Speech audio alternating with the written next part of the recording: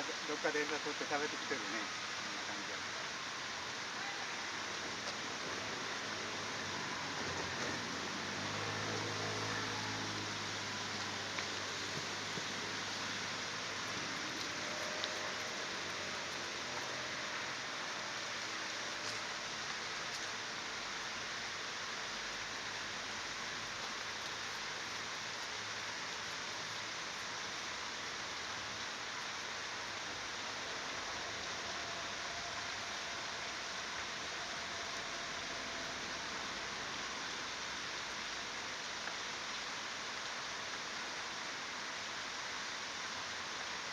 ちょうど向こうが行った時に、さっきのカメラに回りました。だから今ここにおったこの辺でおったんやけどなと思ってはったから、僕それで違うやつ出たんやな思って。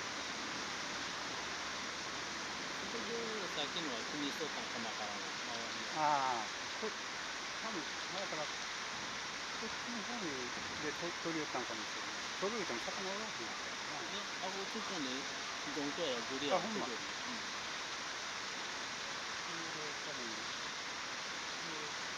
出てきよったから。